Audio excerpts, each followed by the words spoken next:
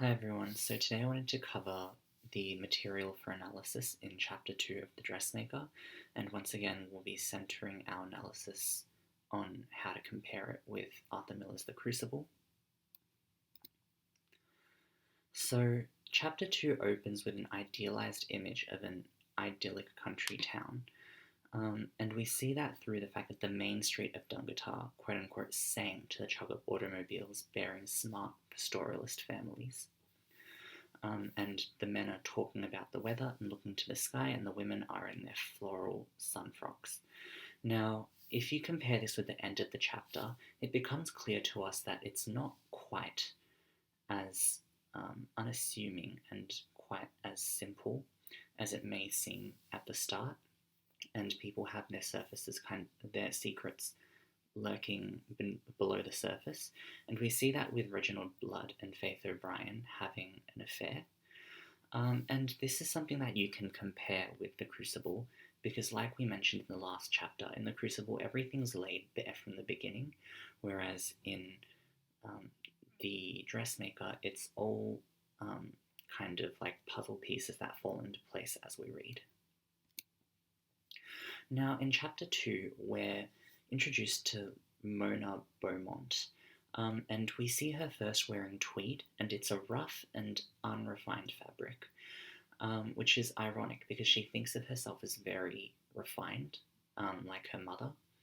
Now, Mona is kind of a play on words because it's like Mona spelled Moaner, because she's sexually frustrated and she always complains about everything.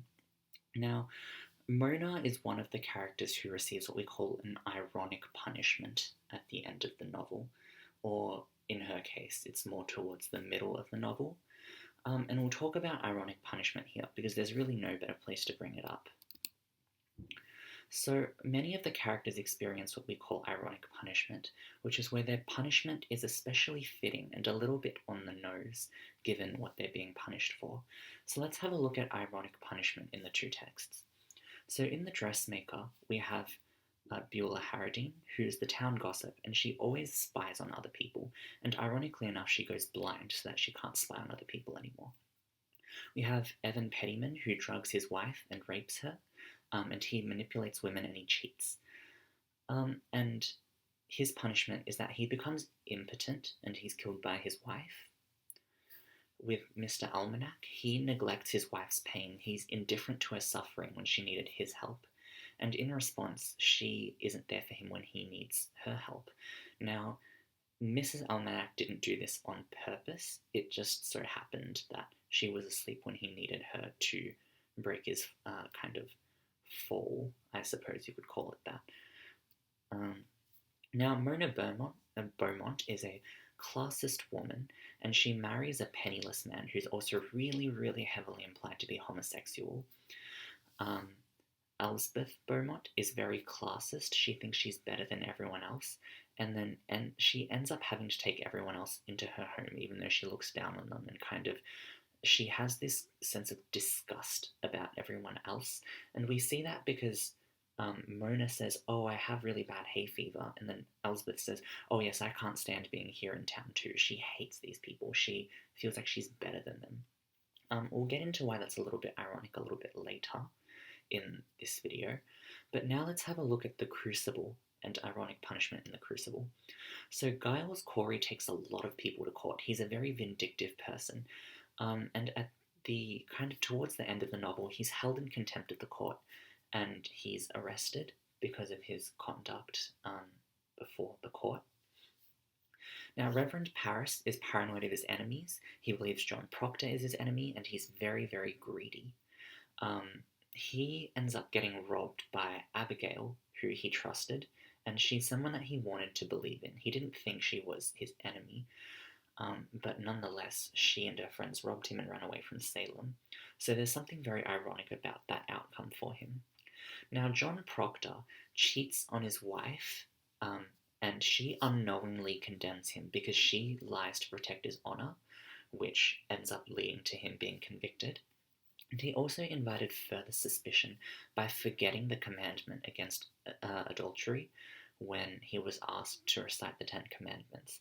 Now, we'll talk about why John Proctor is a bit of an interesting case morally because he has made mistakes, but he's also not a bad person. He tries his best to expose the plot of the girls who are trying to convict and condemn innocent people.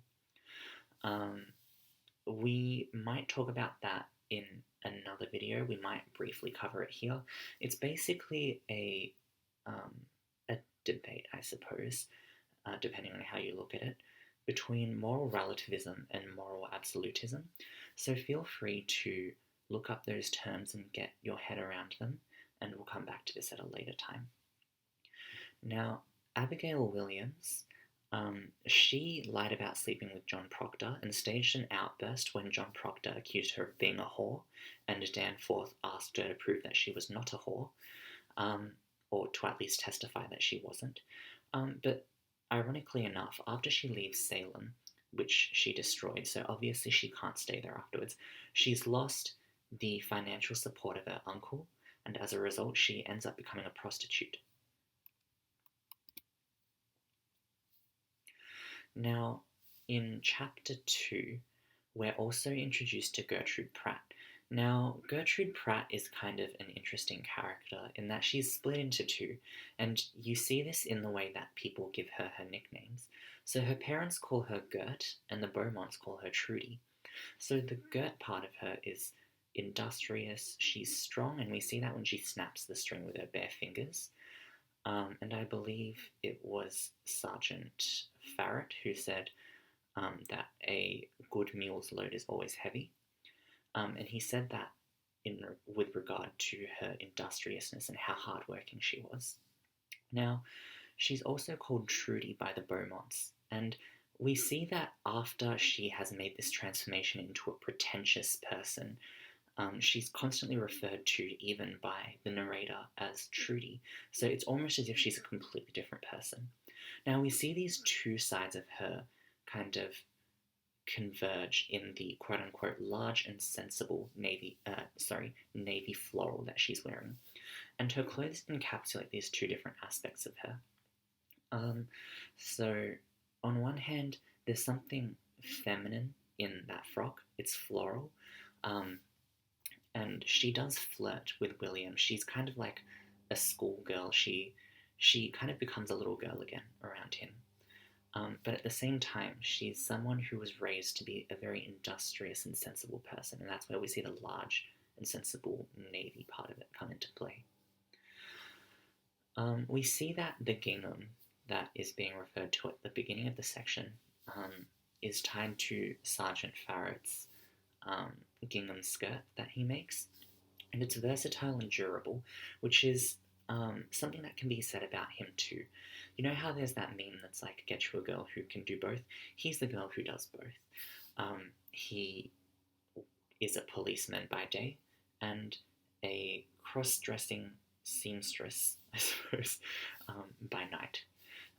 And he's managed to survive in this very socially conservative town for as long as he has, so that says something about his strength as a person. Now, we're also introduced to Elsbeth, and the novel says she wore as ever a navy linen day dress and her fox fur. Now, the words as ever tell us that these clothes are old, and they're kind of her go-tos. And the fact that the fox fur sheds and falls apart kind of shows us that she tries to look and seem refined, but her act falls apart at the seams because she was never rich before she married. She married well, and before that she herself was quite poor. Now, it's funny that Gertrude rubs it in because she picks at the fox coat and she rubs it in a little bit, and it's interesting to see the dynamic between them because Elsbeth still has this kind of classist attitude towards Gertrude even after Gertrude marries into her family, and she calls her quote-unquote a grocer's girl, but she herself didn't come from money, so it's a little bit ironic, a little bit hypocritical. Another thing that kind of tells us that Elsbeth didn't come from money and she likes to pretend that she did is the fact that she says that William's horse prefers plain chaff. Now, chaff is kind of a term for the leftovers of something. It's the subpar stuff that you don't want, but she chooses to take chaff over oats. We're also introduced to purl. Now, purl, spelled P-U-R-L, is the word for a reversed version of a normal stitch in knitting. So straight away, there's something really subversive about her name. Like Tilly, she embraces her sexuality and doesn't care about the other women's gossip. Now, we also see Tilly on the same page standing at the top of the hill with the people looking at her. So once again, we see that she occupies that moral high ground, but at the same time is subject to the most scrutiny. She is also the only woman wearing trousers, and once again we see her subverting gender norms because she literally wears the pants where her life is concerned. The other women are in some way tied to the men in their lives, in that in order to obtain sexual satisfaction, for a lot of them, they are reliant upon men, and inherent in that, because of the conservative nature of their society, they must get married to men. Now, there are some exceptions. For example, we're going to talk about Mona, and we're going to talk about Ruth and Nancy a little bit later. But let's move on for now to the subtext of why Sergeant Farrett was immediately posted to Dungatar. So at the time he was a constable, and the novel says that he was posted to Dungatar after he graduated because he submitted patterns and designs for a new uniform for the police force, and directly after that he was moved here to Dungatar. Now, that tells us that he has experienced some degree of almost homophobia or queerphobia, in that people are wary of him in the police force because he's more effeminate than they would like. It's not something I would analyse, it's just a bit of subtext, because I've noticed that a lot of Year 12s miss out on the subtext of what's being said sometimes. We're also introduced to Mr. Almanac, and he judges people for their personal misdeeds, and he puts bleach in Faith O'Brien's cream because of that. He sees that she cheated on her spouse, so he decided to put bleach in the cream that she needed for her STD. Now, we see that when they introduce what he has around him, it says poultices and tubes, chloroform and salts, ointments and salines. That repeated "and" extends the list, and it creates a sense of how much he really has at his disposal, and how it's kind of odd that he wouldn't give anything to his suffering wife who needs medicine. It also harkens back to the witches in Macbeth. You'll see a lot of intertextual references to Macbeth in this piece, in this text, where the witches are brewing something in their cauldron, and they add eye of newt, toe of frog, wool of bat, and tongue of dog, adder's tongue, and so on and so on. Now, it kind of highlights to us that there's something very evil about him, and of course it is very hypocritical of him to judge other people for their misdeeds when he himself is doing something that's morally questionable by spying on people and then by punishing them himself. There's also something ironic about Faith O'Brien's name, because she's not faithful. Now, this is a good time to talk about McCarthyism and vigilante justice. And the reason why I want to talk about it is because it comes up with Mr. Almanac. He seeks vigilante justice. Vigilante justice is basically where someone seeks justice outside of the normal legal route. Could be bad, it could be good. McCarthyism is when people make claims about other people being, say, treasonous or subverting political structures and norms, and they do it without good evidence.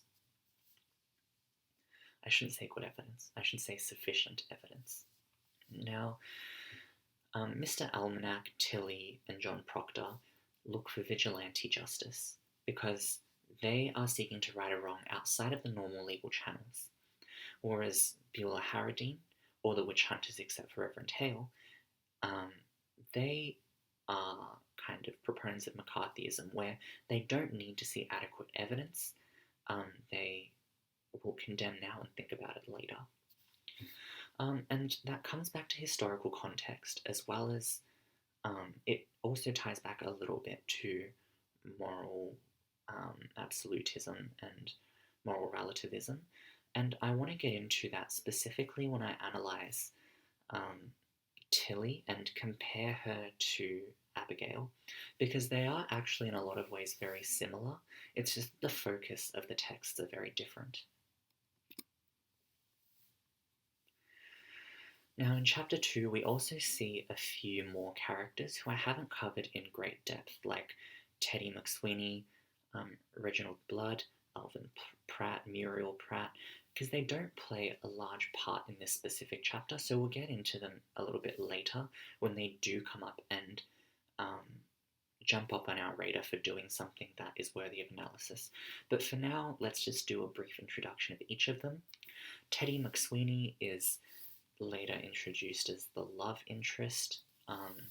He is all around just a nice guy, I guess.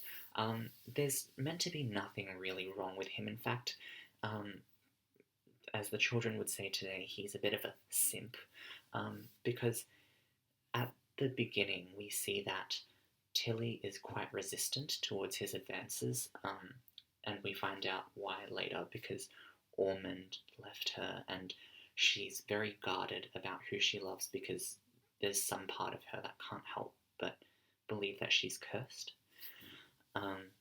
There's Reginald Blood, who is having an affair with Faith O'Brien. He is the butcher at Mr. Pratt's shop. There's Alvin Pratt, who is Muriel's husband and Gertrude's father, and he's kind of this very two-faced man where he's nice. He has his customer service face on when he's at the store, but he's quite stingy, and he calculates debts meticulously, and I suppose it has helped him become one of the more prosperous citizens and one of the most prominent citizens of Dungatar, but we'll get into him in a little bit more depth later. Now, the last one I wanted to talk about was Muriel Pratt, who is Gertrude's mother, and she's not really covered in a lot of depth in this novel, but basically she's the picture of the industrious woman who keeps to herself and basically is, I suppose, I don't want to say virtuous because it's a bit of a strong word, but she's kind of, the good parts of Gertrude, I suppose, come from her. What I do want to get into in depth is this kind of a little bit meta point about female sexuality and the subversion of the kind of patriarchal societies. So the two texts really focus on different social issues as a result of the different temporal settings that kind of form the backdrop against which the writer is writing.